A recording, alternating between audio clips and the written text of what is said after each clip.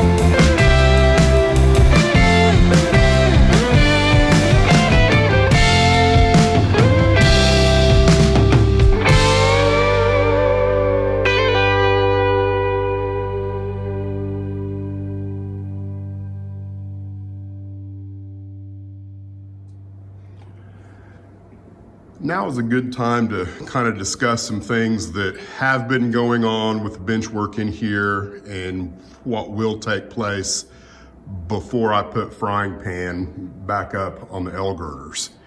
If you'll recall, when I was building Silver Gulch, I forgot to take into consideration the extra height that the tortoise adapter board adds to the tortoise. And so there was some wonkiness to how I dealt with that with the bench work on Silver Gulch. And I'm not going to make the same mistake here. And it's probably been a while since anyone's seen, but these L girders used to run this way.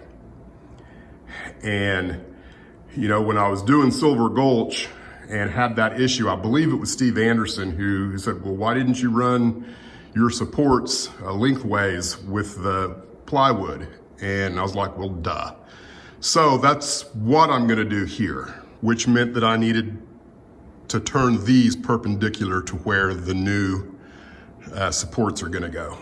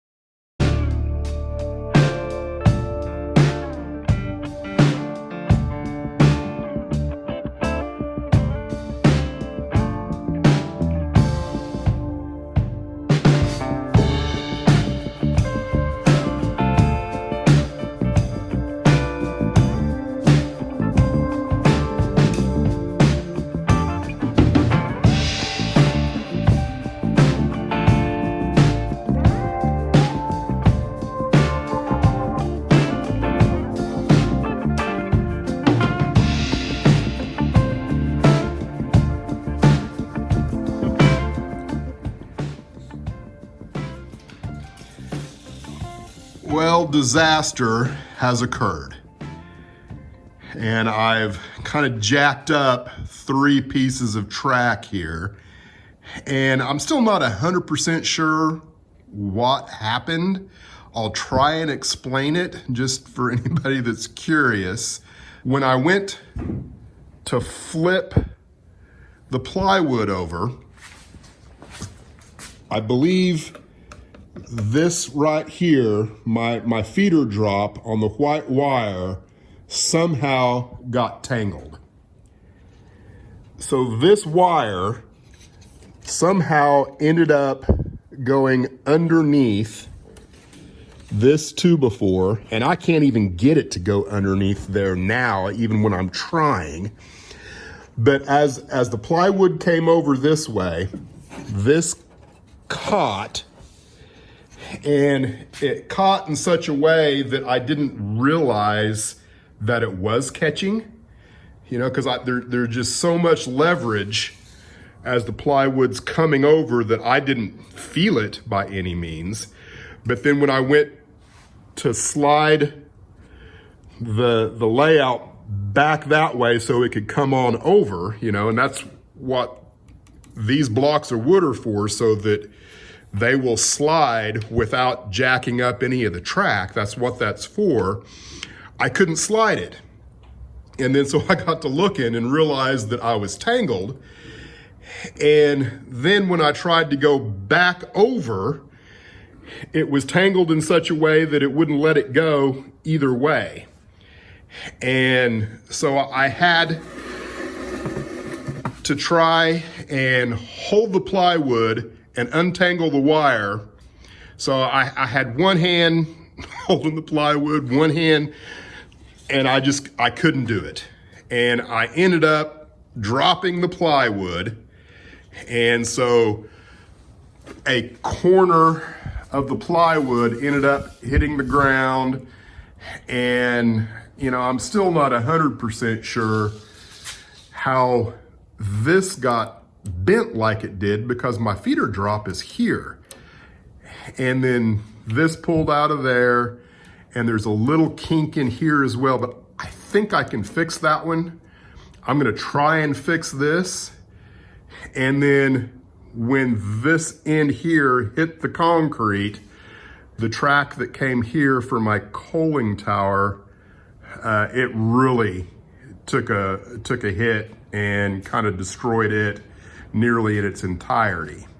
Now, none of it would be too big of a deal if I had plenty of track, but as kind of discussed earlier, there virtually is no HO, narrow gauge, micro engineering code 70 flex track available at the moment. And I probably paid $3 to $5 more per 3-foot run of this than I wanted to anyway. So this kind of hurt. I've only got 2 more pieces left, so I'm gonna try and fix that, and if I can, I will run it again. And if I can't, then I'm gonna have to use one of my others. And I had these 2 pieces set aside for what's gonna interface at that end that you can't see at the moment. So hopefully there will be some more track available, but there you go. Crap happens. Repairs have been made, and it's the exact same track, and all I did was go in and just kind of pinch and push the track back to where it should be, and I have checked it with my gauge, and I don't think there's going to be any problems with the left and right gauge. There's a little bit of distortion across the top of the rail, but I don't think it's going to be enough for it to cause me any problems. So, if something like this happens to you, you can manipulate this rail quite a little bit, for sure left and right. It's a lot more difficult to deal with in an up and down motion. If your damage is this way, yeah, there might not be a lot you can do. But if it's a sideways kink, you can probably take it out and be okay. So now I'm gonna try and flip it again, and I'm gonna pay really close attention to what's going on with my wires underneath so that I don't have the same disaster happen again.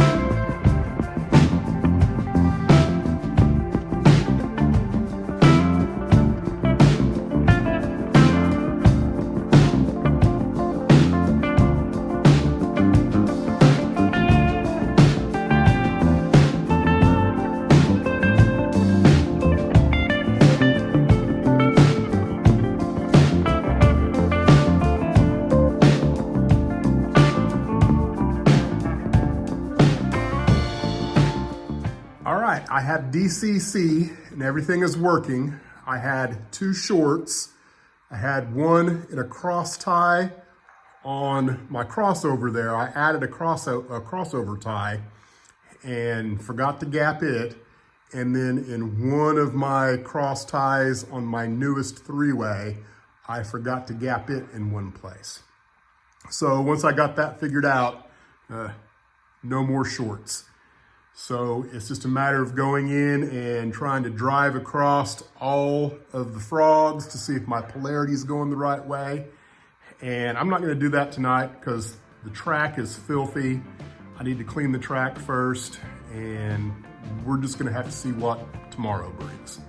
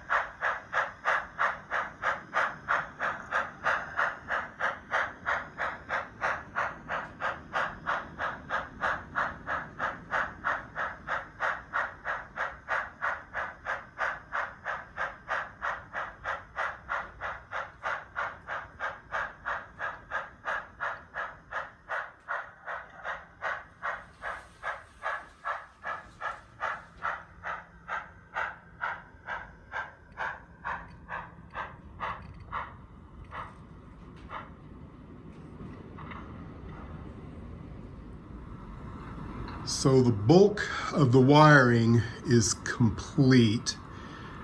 I just have the LCC ribbon cables to configure. And, you know, it all went pretty well. I had one little quirk in that one of my feeder drops here, I got reversed. The white wire is supposed to be on this side and the blue wire is supposed to be on that side, and I got them inversed on that piece of track there. And it took me a little bit to figure that out.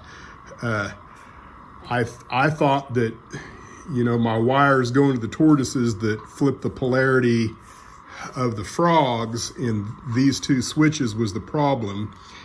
And boy, it was a head scratcher for a while. Then I finally got to thinking that, well, something's not right somewhere else. And I figured it out, and everything else works pretty good. The reverse loop, I'm using the Tam Valley frog juicer for it, and I've also got it set up for the turntable. So hopefully that works. I won't know for sure until I hook it up to the circuit breaker.